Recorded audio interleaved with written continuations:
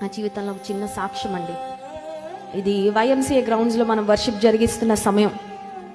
మా తండ్రి గారు చాలా సివియర్ ఆస్తమా ఉండేది. మా తండ్రి గారికి కొన్ని వ్యాధులు వంశపారంపర్యంగా వస్తాయి, జెనెటిక్గా మనకి సంక్రమిస్తూ ఉంటాయని డాక్టర్స్ కూడా చెప్తా ఉంటారు.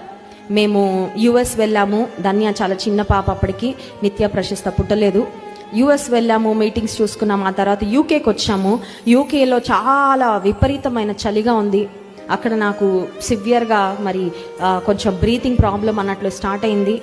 అక్కడ ఒక మెడిసిన్ వేసుకున్న తర్వాత తగ్గింది. సరే, ఇండియాకి వచ్చిన తర్వాత రాజమండ్రిలో హాస్పిటల్కి వెళ్ళాను. హాస్పిటల్కి వెళ్ళిన తర్వాత డాక్టర్ గారు చెస్ట్ ఎక్స్రే ఇవన్నీ రాశారు.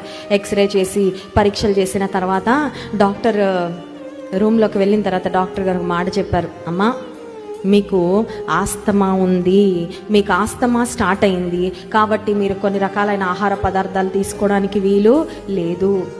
ఆ తర్వాత మీకు కొన్ని రెస్ట్రిక్షన్స్ మీరు ఫాలో అవ్వాలి, కొన్ని జాగ్రత్తలు తీసుకోవాలి, చల్లని వాటిని వీటిని తీసుకోకూడదు, ఇట్లా చాలా చాలా విషయాలు చెప్పారు.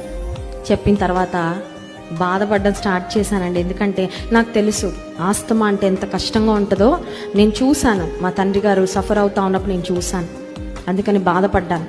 ఇంతకీ మరి హాస్పిటల్లో మెడిసిన్స్ తీసుకొని నేను హాస్పిటల్లో బయటకు వచ్చేసే సమయంలో ఒక పేపర్ ఇచ్చారండి. ఆ పేపర్లో ఏమనుందంటే ఆస్తమా ఉన్నవారు ఏం తినచ్చు ఏం తినకూడదు అని రాసి వెనక వైపు ఏమని రాశారంటే ఆస్తమా ఉన్నవాళ్ళు కూడా పాటలు పాడచ్చు అని రాశారు. అంటే ఏంటన్నమాట, ఆస్తమా ఉన్నవాళ్ళు పాటలు పాడడం కష్టం, ఎందుకంటే వాళ్ళు ఊపిరి బ్రెత్ కంట్రోల్ కష్టం కాబట్టి, బ్రెత్లెస్ అవుతూ ఉంటారు కాబట్టి. అది చూసి అసలు బాధ స్టార్ట్ అయింది. ఎందుకంటే my passion is to sing for Jesus. నేను పెద్ద సింగర్ని కాదు, సంగీతం నేర్చుకోలేదు, పెద్ద మధురమైన స్వరం కూడా కాదు, కానీ ఏసే కొరకు పాడాలని ఆశ ఉంది. అది చదివిన తర్వాత ప్రార్థన చేసుకోవడం ప్రారంభించదేవా, ఇదేంటై ఇలా అంటున్నారు, ఆస్తమా ఉంటే పాడడం కొంచెం కష్టం, కానీ పలానా మీరు చేస్తే పాడొచ్చు, మీరు కూడా ఏం పర్వాలేదు అంటున్నారని మరి కొంత కృంగుదలగానే ఉన్నానండి.